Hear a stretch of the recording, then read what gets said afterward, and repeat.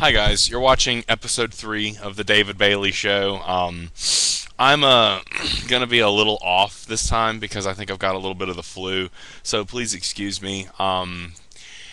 I've gotten a lot of questions about the assignments that are coming up, and I'm going to try my best to make sure that we get this answered right now. And I'm also going to go over some of the points in the textbook with you so that you have a little bit better an idea of what I'm expecting from you, especially with the genre proposal assignment, because that seems to be making you guys a little bit nervous. Before I move any further, I need everyone on Mycomplab. I think I'm missing about 3 or 4 people still. I'm talking with most everyone. I believe I've gotten in contact with everyone who's having trouble, but that's got to be fixed, so I got to kick you a little bit there. The first assignment that's due on Mycomplab is nothing I want you to freak out about. It is a pre-proposal assignment, meaning it's gonna on Mycomplab. If you've looked at the directions, it's very basic stuff. It just asks you what you would like to research, how you would research it. You can kind of play that by ear. It's nothing I'm going to scrutinize too much. I think what I'm going to do is I'm going to kind of take that as a way for me to gauge how your writing is. It's nothing that I'm going to scrutinize too terribly much. I just want to see that you can get through it. Let's think of it as a test in the Mycomplab system before I run it completely. I'm also going to test the audio comments that I'm going to use to grade papers. And believe it or not, I can actually grade your papers using this headset, so you can actually hear my voice talking to you about how you did. So I don't want you guys to panic about the Mycomplab assignment, and get in contact with me if you're having any trouble with Mycomplab. On that note, I want to talk to you about several things with the textbook. The section that you're reading right now for the genre proposal is pretty useful. I'm not going to ask you about a lot of it. I think it's just a lot of nifty little tips and tricks, you know, how to format paragraphs, how to do transitions, how to do intros and conclusions. Nuts and bolts kind of stuff that a lot of beginning writers have a lot of issues with. And if you pay careful attention to the textbook, I promise it's going to help you out a lot. So try to take notes as you read, and try to use the little bits here and there for the assignments as much as you possibly can. What I do want you to look at, because there's a very, very heavy component of this in the genre proposal, is the section that starts 412, the using basic rhetorical patterns. Holy crud, I love using these videos. Is this not awesome? Excuse me, it's just great. I mean, I get to treat you guys like an actual class. Okay, that's enough patting myself on the back. Using basic rhetorical patterns is something that I put up for you in the rubric for the genre proposal. Meaning, I want you to tell me different ways you will use narrative, description, definition, classification, comparison and contrast, all that good stuff. Now, these are what we call rhetorical modes. They're a little annoying. The way we used to teach them was we would write a narrative essay, or we would write a descriptive essay. Well, the funny thing is that you use narration and description kind of interchangeably, and you can use it in a lot of different genres. That's why we're not doing that in this course. We're writing a genre, and we're going to think about the rules of the genre, and you can use these different rhetorical devices as you move forward. And just to give you a basic idea, narrative is when you tell some type of story. So think about it like this. If you were writing a review, and we're going to talk about reviews a little bit, how would you tell a story with your review? Maybe you would talk about your experience as you're watching a movie or as you're eating a meal. If you're reviewing like a meal in a restaurant, you could tell the story of your experience with whatever it is you're reviewing. So narration is storytelling, and you get kind of a crash course in that in your textbook. The next is description. How would we describe something? Same thing. Let's just use the review again. If I'm reviewing a meal, I'm going to describe how it tastes. Now, the interesting thing is, and this is why I hate the modal way of teaching this stuff, narrative and description go together. So, you don't have to use all of these in whatever genre you pick, but I want you to try to tell me about 3 or 4 of them. I think that would be pretty good. Try to pick 3 or 4 from this chapter, and in your genre proposal, and like I said, this is in the rubric, I want you to tell me how you'll use these rhetorical devices. You don't have to write me a novel about it. You just need to give me some sense of how you'll go about including this type of material in your work. Okay? For next week, you have a huge section of the textbook to read. It's part 2.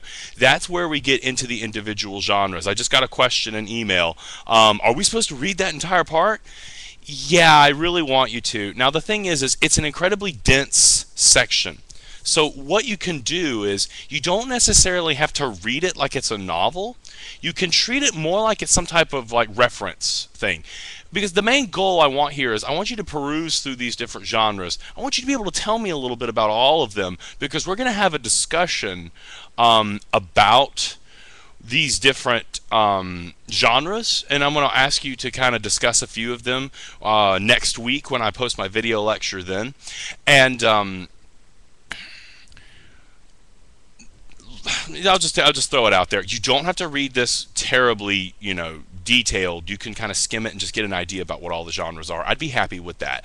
I would much rather you read the chapters for this week much more detailed, because there's a lot of really useful material there. Okay, so that's the way I want you to treat the reading for next week. Now, I'm going to wrap this up with the final point. The other Oh, excuse me. Let me make one last little point. Argument is something I want you to think about as well, and they kind of separated that from the other modes.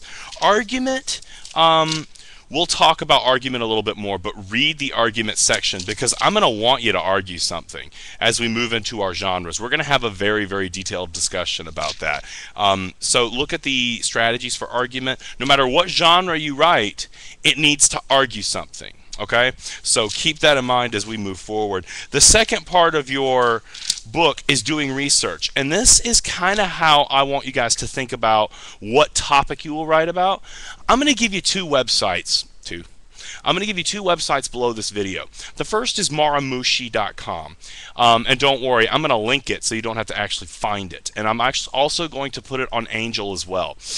Maramushi is a news map that continuously updates throughout the day and brings you all the world's news stories. It's a really cool website. You can filter it by country, by topic. You can do sports, technology, world news, political news, business news, anything you want you can find using Maramushi. It's a really cool research tool that you can use. I'm also going to give you Google News. Google News is really cool. You have this little search function. It goes through Google, and you can get any news that you want. Here's what I would like for you guys to do, and think about this as kind of your assignment for whatever genre you want to write. I want you to think about how can you make your genre something current, something that's going on in the world right now that you can do research on and think about. Here's some examples. If I were to do this assignment, I would be very interested in the political unrest in the Middle East right now, the protests and the toppled rulers. That's some really interesting stuff. But here's another point I want to make for you. When it comes to research, you start broad and then you narrow down. So if you're going to talk about the political unrest in the Middle East, you might want to talk about a particular country. You might want to talk about a particular area that's having some problems. That way you're not just talking about this broad swath of the world. It would be very difficult to write anything about that. What are some genres you could use? You could write something that's like a magazine article. You could write there's all kinds of things you could do with that, right? I mean, look at the genres that you have listed in that chapter and think about all the different ways that you could use it. What's some other ones? Some technology news. Anybody following the new iPad? I mean, I was, but then I got bored with it because it's the same thing as the first one. Maybe some video game news. I love game news, let me tell you. I love anything that's... I've been following Minecraft lately. Minecraft just released a new version, and it's really, really cool. And maybe you want to pick a particular game and you want to talk about what kind of impact it might have on the industry. That's kind of the way I want you to think about this assignment. Try to find something current. I'm going to give you those two websites. Here's your discussion assignment for this week. Now you need to reply to this video, all right? Comment beneath it so that I can see where everyone is saying, and it's all kept contained very much together. I want you to use the websites that I include in the post, and I want you to tell me two stories that you can find using those websites that interest you. I'm not locking you down to a topic right now because your genre proposal is not due until next week, and that's when I'm going to want to lock you down to your topic as we move forward. But right now, I just want you to give me an idea of something you would like to work with. Tell me about it. What website did you use to find it? What do you think about it? All that good stuff. Just give me a nice, sizable discussion just about what you found. Same thing as before. Reply to some people's, ask them some questions. Let's just get some sizable discussion here, and I think that will help us moving forward. So that's the assignment for this video lecture. Look for another one to pop up on Thursday, probably about work ethics. You guys are probably getting the drift on that. It's not that hard, and I might give you some more information about these chapters moving forward. Okay. As usual, if you have any questions, feel free to email me at any of the myriad class websites that we have set up. I'm always happy to help. And thank you very much. I'm really enjoying this class so far.